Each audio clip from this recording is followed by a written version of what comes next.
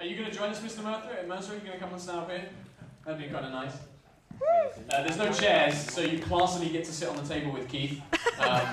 So feel free. No, come back here. I love you really.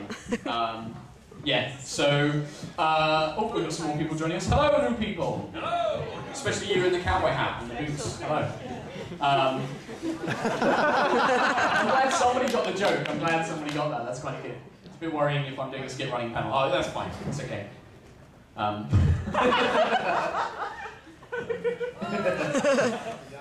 Yeah, it was that about the Ayacon. I'll take that back. Actually, that was pretty bad for me.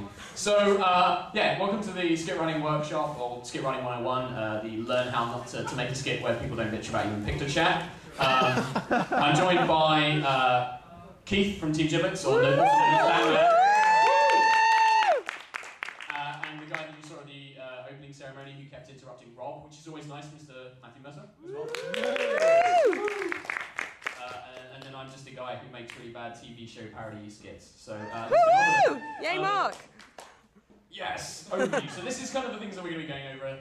Just a couple of things like how to get inspired, what sort of things you can sort of like draw inspiration from for skits, the process of sort of like, okay, I've got this awesome idea, how am I actually going to get it down into a skit, the structure, so sort of like when you're actually writing it, some good things to do, some do's and don'ts, and some seriously don'ts, and then some techie stuff, and then at the end, if you've got any questions, you can feel free to ask. We all good with that? Good. Yeah. Good. I'm commanding here. So give me inspiration. So pretty much this, I chose this picture because this is how I imagine Keith gets most of his ideas. Yeah, pretty much. So it's kind of a case of like, where do you go to get ideas? So like, I was going to ask Matt and Keith to like do the different purposes because like obviously Keith writes the comedy skits and Matt's done a lot of dramatic stuff, haven't you, in the US? Not at all.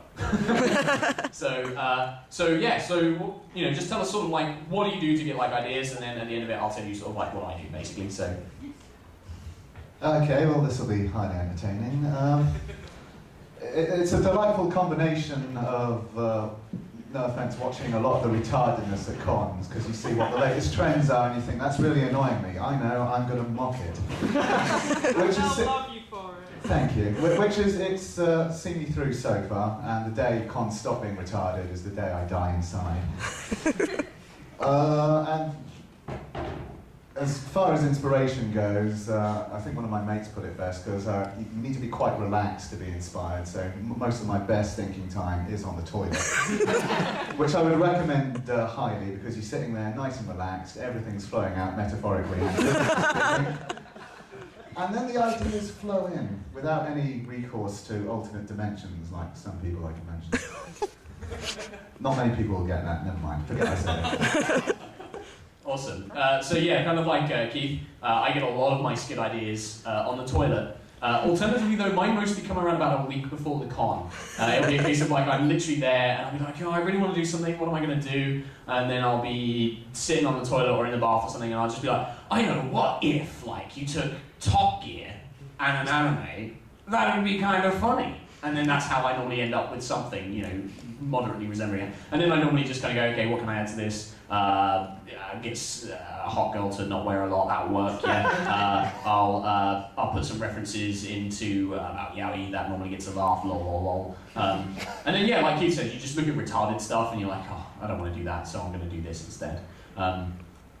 And then it's pretty much sort of my process. Like if I'm really bad, like I go out for a long walk, and then basically that won't help. So I'll get in and drink a lot, and that normally helps a lot more. And that's pretty much where I come from. So that's pretty much it. And I think Matt's going to kind of talk. You do more serious stuff though. You're not as funny as me and Keith. So, so you can talk about how you make serious skits. Yeah, let's mock the professional. Yes. Yeah. Oh, no, okay. Well, no, comedy skits are fantastic and a lot of fun to do. And strangely enough, as a person who writes a lot of comedy stuff, any sort of masquerade I've entered, well, a couple of comedy skits here and there, but most of them have been dramatic. Partially because of the challenge involved. There's a lot of funny skits in a convention, and comedy, while hard to write, is a lot easier to pull off on stage in front of a crowd than drama. I'm sure you've all seen a few drama skits and you're like, oh, why is this still going? No one really does them here. No one, yeah, no dramatic skits at all? No one does them here, no. Well, this is a good point then, because you all know better. Pretty much they dress up as Death Note and mime to the internet is for porn, or it's yeah. We get that about 4 or 5 times each masquerade, which is fun. But as far as dramatic inspiration goes, more than anything, a lot of theater inspiration, and finding people that have a presence, because it's more interesting to be funny on stage, and you can have good timing based on the writing and the dialogue you utilize. But when it comes to dramatic, you have to find people or teach people how to have presence. And so, as far as inspiration goes, just trying to find like-minded people that are willing to embarrass yourself on stage, which I guess is pretty much the same as comedy skits. Man, on the toilet. That's a really good point, actually. Like finding people, like-minded people and stuff that you know you can abuse. My friend Oz, I'm like, you're wearing this soldier outfit, and I'm going to throw you on the floor and then pretend to shoot you, or I'm going to kick you, or you're going to hold up a sign and get the biggest laugh out of the entire fucking skit. And I'm pretty sure you just end up getting some people, and you're like, yeah, you're going to dress up in this stupid outfit, and then I'm going to beat you senseless. Yeah, but I don't give them any lines because I'm an egotistical fuck.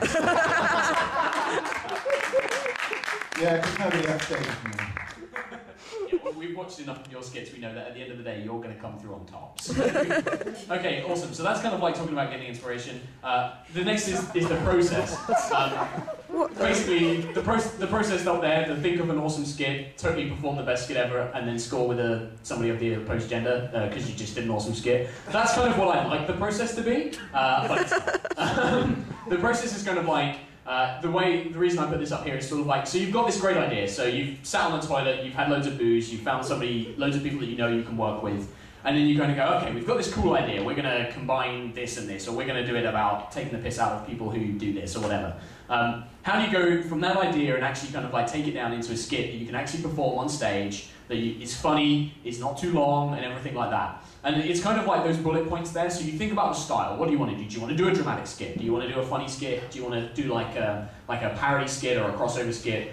Then you kind of think about the format. Like what am I doing with this format? Is it sort of like, is it going to be sort of like a musical kind of thing, or is it going to be more sort of like a TV show based? Am I going to be presenting something, which I think you do a lot of, don't you, Keith? You do a lot of presenting stuff. If it's dramatic, how is that going to take it? Is it going to be a story? Is it just a piece of dramatic dance? Is it a piece of dramatic movement or whatever? Are you laughing at the pimp there? I'm laughing at the idea of you doing a dramatic dance.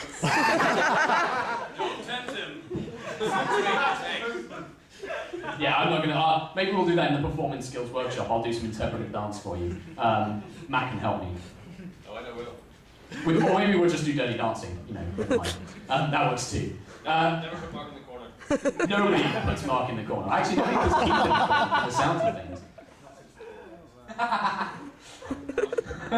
Okay, so the next point there is moving swiftly on from Keith's, dodgy court proceedings, is writing the content. So actually sitting down and kind of saying like, okay, got this cool idea, and actually writing it so it's funny and it's not people there going like, what the fuck are you doing? Get the hell off of this stage now. And for the writing kind of stuff, I'm going to pass you on to these guys, because these guys are like really good writers. I tend to just rip off jokes from like TV shows and anime, and that's what I tend to do. So I'll pass you over to Matt, and he's going to talk a bit about writing content and stuff. One of the most important elements of writing content is making sure that you're not just writing for yourself. So when you finish writing what you thought is the most amazing, whether it be comedic or whatever, otherwise, you finish your script, like, this is awesome, I would love to watch this is great. Then you go and find somebody who's not in the skit, or somebody that is kind of in the genre, goes to conventions, but is not, privy to your normal writing process, and read them the skit, and get their opinion, because they'll be able to tell you, I don't understand anything in this skit. Then you have to go back and rewrite it in that process. So it's nice to have an outside, perspective on what you've written, and make sure that everyone inside the skit understands the jokes involved as well, so they can get across a proper performance for it. Nothing's worse than having a delivery that comes across completely flat or deadpan because they didn't understand, no, that was a joke, that was a punchline. So yeah,